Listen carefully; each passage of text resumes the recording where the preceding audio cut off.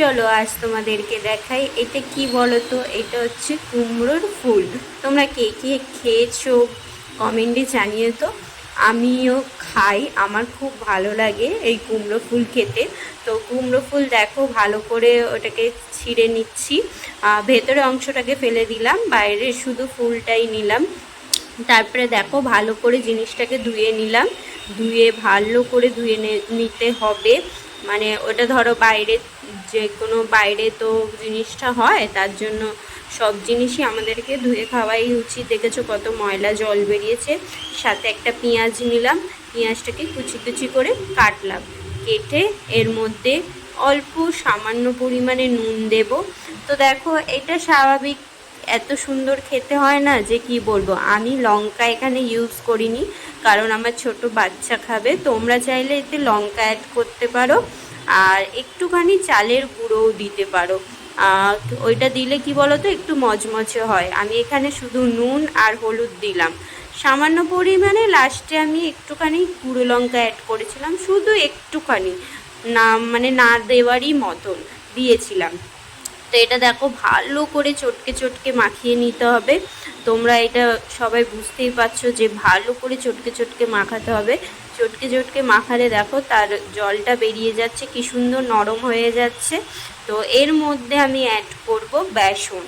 তো তোমরা চালের বেসন তো দেবেই, কিন্তু সাথে একটুখানি চালের গুঁড়ো যদি কারোর ঘরে থাকে চালের গুঁড়োটাও দিয়ে দিও। কেন চালের গুঁড়োটা দিলে কি বলো তো আরও বেশি মচমচে হয় জিনিসটা।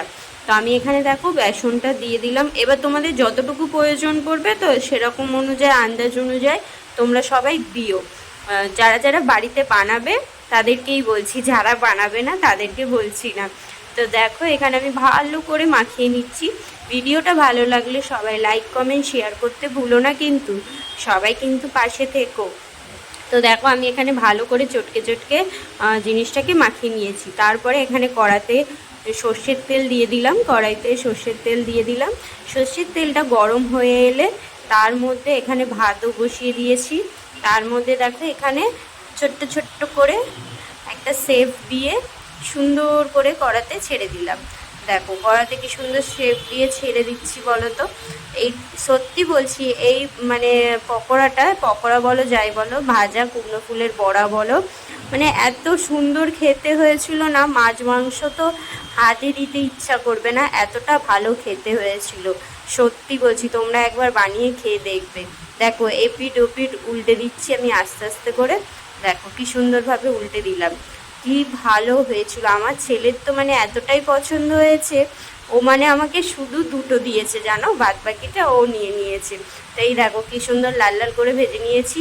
সেম ওরকমই পদ্ধতিতে আরও একবার ভেজে নেবো। তো ভিডিওটা ভালো লাগলে সবাই লাইক কমেন্ট শেয়ার করো।